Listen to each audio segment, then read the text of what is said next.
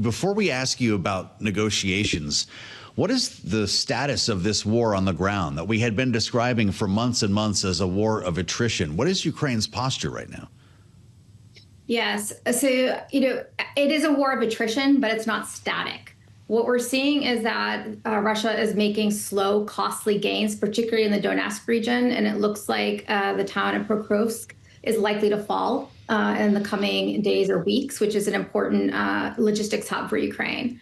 I think the important thing really is to emphasize that this is costly, but there is some movement on the battlefield. And the question becomes whether the Russians are really willing to pay those costs to try to take all the land by force. And if they do that, it would probably be until about 2027 before they could take the rest of Donetsk. Wow. All the while, Ukraine is attacking Russia not by going after civilian neighborhoods, but energy infrastructure, particularly on the Black Sea. To what extent can Ukraine inflict damage without receiving more long-range missiles when it comes to energy infrastructure specifically? Yes, so it's clear that the Ukrainian strikes on energy infrastructure have had some impact, but not probably enough to really impair Russia's ability to conduct its war, to finance its war. It certainly has made it more painful, and it's forcing some more acute choices on the Russians ultimately about how they're going to finance their war. The defense budget for this coming year is actually a bit smaller than it was the previous year. It's still enormously large, and well above large in terms of post-Soviet Russian defense budget. But you can see that there's some real choices that Russia would have to make if it's going to continue to fight this war for a few more years, including raising taxes. And of course, that becomes domestically much harder for Putin. Well, so let's start looking inside this peace proposal, at least to the extent that we understand it. And Kelly, we should be honest, this is a fluid document, as the Secretary of State has made clear. But we're talking about a potential security guarantee by the U.S. and some of our European allies. And it would come at the expense, at least in terms of the early drafts, of a good chunk of Ukraine's standing army. It may not be able to defend itself without the security guarantee. So what does that need to look like for Volodymyr Zelensky for it to be acceptable? Well, I would just step back for a moment and say that I think the notion that Ukraine cannot defend itself without a security guarantee, or at least if we're talking like a NATO-style security guarantee, is clearly not true, given what they've been able to accomplish on the battlefield so far. I think what we're seeing in the negotiations is it seems like an increasing recognition, which is clearly painful for Ukraine, but that the best security guarantee is going to have to be a robust self-defense. And trying to extract things from Europe and the United States to support that. The language in the initial proposal talked about some kind of response. It was very vague by the transatlantic community if Russia were to attack again, but it really doesn't commit United States or Europe to anything specific. And it's clear that there's opposition to NATO membership for Ukraine, that's not going to happen politically, and that really Ukraine needs to move towards figuring out how it can get the kind of support it needs, more indirect form of support, to make its own robust defense to prevent another war. Well, so it sounds like we need to see many more revisions. Maybe they're taking place right now, but selling this was already a lift for Russia, for the Army Secretary trying to sell this to Russia. If you start making some of the changes that you're suggesting, this could be dead on arrival then, right? Yes, I mean, I think this is what's really interesting about this negotiation is that the administration's walking a fine line here, and that the more it compromises with Ukraine about some of these specifics, and of course, it's hard to know because we haven't heard a lot about what the 19 points the new version says, and the language really matters here a lot. Are these very substantive changes, or are these changes more to the language so it's a bit more domestically palpable to Ukraine? But if it's going to be really substantive changes, and particularly around the NATO issue, then it's going to be a non-starter for Russia. That's very clear. This is a red line for them.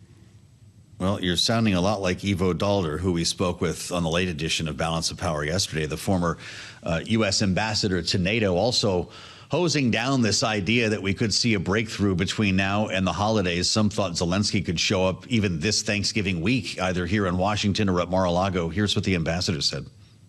there's not going to be a deal that the Ukrainians are signing off on, let alone a deal that the Ukrainians and the Russians are going to be signing off on by Thursday or by Christmas.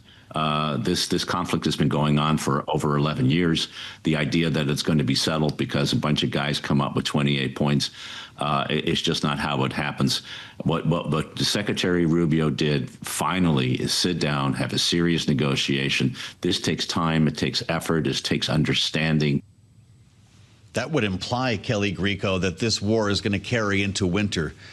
And that brings a whole new strategy for both sides. What does Ukraine need to do to prepare?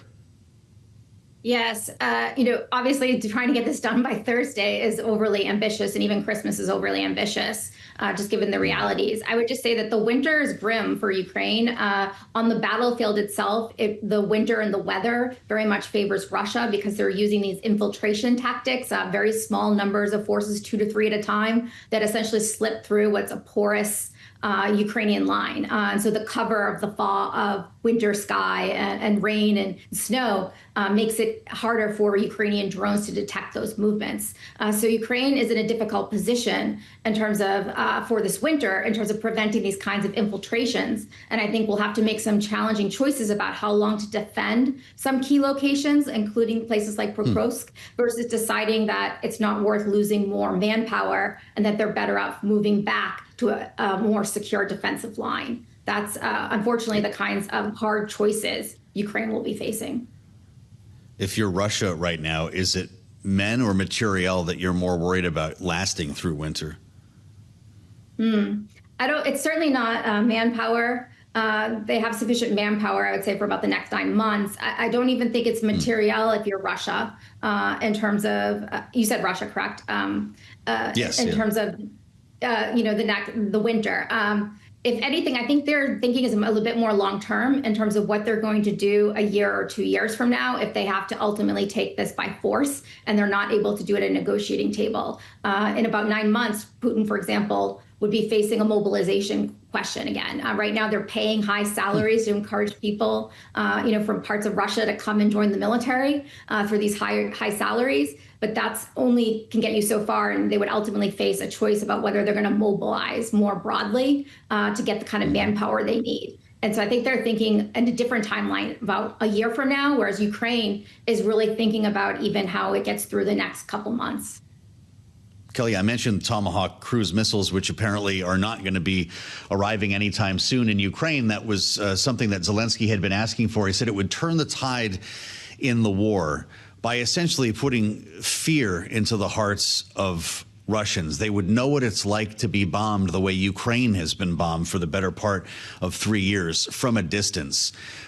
But we saw initial reactions like this to any number of weapon systems that Ukraine requested. The M1 Abrams tank, the F-16 included, going back to ATACMS missiles. I'm just curious to what extent all of these no's that turned to maybes that became yeses were actually good ideas in the end.